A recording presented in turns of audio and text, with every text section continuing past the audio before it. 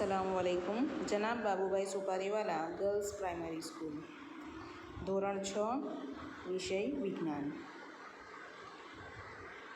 આજે આપણે આવનારી એકમ કસોટી માટે થોડી તૈયારી પુનરાવર્તનના ભાગરૂપે કરી લઈએ। ચાલો આપણે પુનરાવર્તનની શરૂઆત કરીએ। સૌપ્રથમ આપણે વિકલ્પો જોઈએ। નીચે આપેલા વિકલ્પોમાંથી સાચો વિકલ્પ શોધીને ક્રમશઃ નીચે આપેલ બોક્સમાં લખો। પહેલું છે, અનાજમાંથી કાંકરા દૂર કરવા માટે કઈ પદ્ધતિનો ઉપયોગ થાય છે? અનાજમાંથી કાંકરા વીણવા માટે આપણે વીણવાની જે પ્રક્રિયા છે, કાંકરા દૂર કરવા માટે વીણવાની જે પ્રક્રિયા છે એનો ઉપયોગ કરીએ છીએ। બીજું છે, અનાજમાંથી ફોતરા દૂર કરવા માટે આપણે કઈ પદ્ધતિ વપરાય છે? અનાજમાંથી ફોતરા આપણે જાણીએ છીએ ફોતરા વજનમાં હલકા છે, બરાબર, તો જે પવનની મદદથી પણ દૂર કરી શકાય છે, બરાબર, તો એના માટે આપણે ઉપણવાની ક્રિયાનો ઉપયોગ કરીએ છીએ। ઘઉંના લોટમાંથી થૂલું દૂર કરવા માટે કયું સાધન વપરાય છે? થૂલું એટલે જે જાડો એવો દળાયેલો લોટ છે એને થૂલું કહેવાય, બરાબર, તો એને દૂર કરવું હોય તો આપણે કયા સાધનનો ઉપયોગ કરીએ છીએ? આપણે જાણીએ છીએ ચાળણીનો ઉપયોગ કરીએ છીએ, બરાબર। અનાજ ઉપણવા માટે કયું સાધન વપરાય છે? અનાજ ઉપણવા માટે સુપડાનો ઉપયોગ થાય છે। મીઠાના દ્રાવણમાંથી મીઠું મેળવવા કઈ પદ્ધતિ વપરાય છે? મીઠાનું દ્રાવણ છે એમાંથી મીઠું મેળવવું હોય તો આપણે બાષ્પીભવનની પદ્ધતિ છે એનો ઉપયોગ કરીએ છીએ, બરાબર। એમાંથી શું થશે? મીઠાનું જે દ્રાવણ હશે એમાંથી મીઠું મેળવવું હોય તો આપણે સૂર્યના તડકામાં એને મૂકી દઈશું તો પાણીનું બાષ્પીભવન થઈ જાય છે અને છેવટે આપણને શું જોવા મળશે? મીઠું મળશે, બરાબર। તો એટલે આપણે કઈ ક્રિયાનો ઉપયોગ કરીશું? બાષ્પીભવન। એના પછીનો પ્રશ્ન છે, દરિયાના પાણીમાંથી શુદ્ધ પાણી મેળવવા કઈ બે પદ્ધતિ વપરાય છે? દરિયાનું પાણી છે એની અંદરથી આપણને શુદ્ધ પાણી મેળવવું હોય તો બાષ્પીભવન અને ઘનીભવનની ક્રિયાનો ઉપયોગ કરીએ છીએ। બાષ્પીભવનથી શું થશે?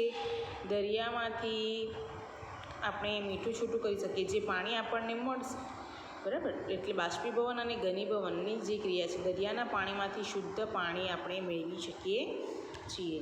નીચેના પૈકી કયા પાણીમાં ખાંડ સૌથી વધુ ઓગળે છે? બરાબર, તો ફ્રીજમાંથી લીધેલા પાણીમાં, લીંબુના રસમાં, ગરમ પાણીમાં કે ખારા પાણીમાં? તો આપણે જાણીએ છીએ ગરમ પાણીની અંદર ખાંડ સૌથી વધુ ઓગળે છે। એકબીજામાં ન ભળી શકે તેવા બે પ્રવાહીનું મિશ્રણ નીચેનામાંથી કયું છે? આપણે જાણીએ છીએ, બરાબર, કયું છે? પાણી અને કેરોસીન, બરાબર, જે એકબીજા પર અલગ સ્તર બનાવી દે છે। ચોખાના દાણાને ડુંડામાંથી અલગ કરવા માટે કઈ પદ્ધતિ વપરાય છે? છડવાની પદ્ધતિનો ઉપયોગ કરવામાં આવે છે। એના પછીનો પ્રશ્ન છે, દારૂખાનું ફૂટવું એ કયા પ્રકારનો ફેરફાર છે? દારૂખાનું જે છે એ ફૂટી જાય તો એ ફેરફાર કયો ફેરફાર કહેવાય છે? ઉલટાવી ન શકાય તેવો ફેરફાર, કેમ કે એની અંદરથી ફરીથી આપણે મેળવી શકતા નથી। વીજળીના બલ્બનું પ્રકાશવું એ કયા પ્રકારનો ફેરફાર છે?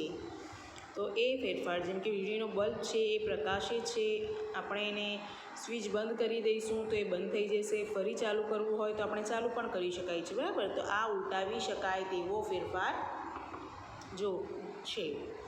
નીચેના પૈકી ઉલટાવી શકાય તેવો ફેરફાર કયો છે?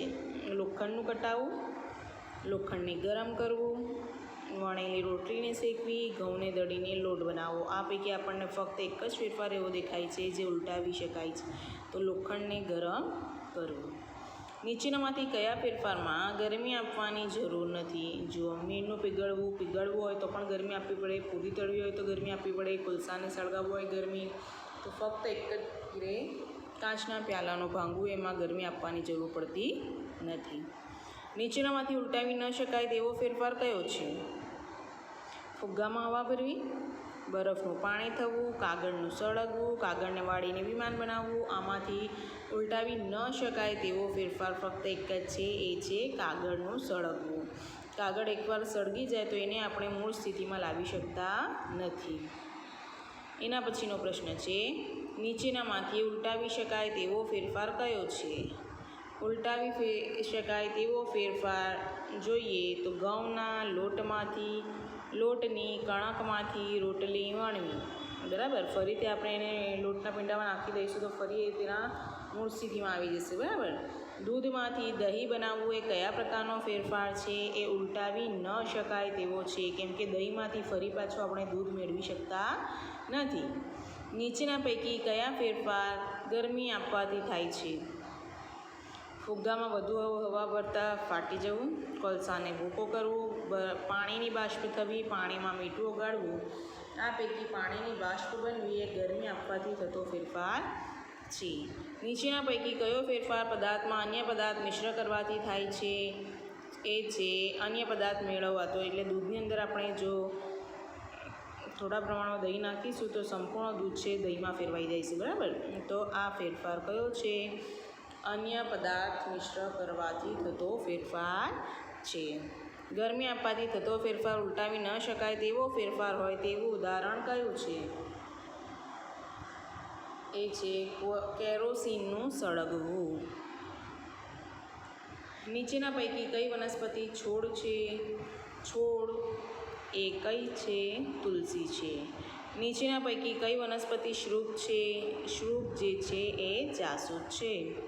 લીમડો કયા પ્રકારની વનસ્પતિ છે? લીમડો એ વૃક્ષ પ્રકારની વનસ્પતિ છે.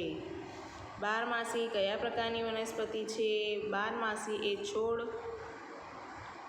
પ્રકારની વનસ્પતિ છે. કરેણ કયા પ્રકારની વનસ્પતિ છે? કરેણ એ શ્રુપ પ્રકારની વનસ્પતિ છે. ચાલો, એના પછી છે કોનું પ્રકાંડ ખોરાકનો સંગ્રહ કરે છે? ખોરાકનો સંગ્રહ કરતું હોય એવું એક પ્રકાંડ જે છે એ બટાકા છે. મની પ્લાન્ટ કયા પ્રકારની વનસ્પતિ છે? મની પ્લાન્ટનો વેલો હોય છે. બરાબર, તો એ વેલા પ્રકારની છે વનસ્પતિ. કઈ વનસ્પતિના પર્ણમાં સમાંતર શિરાવિન્યાસ હોય છે?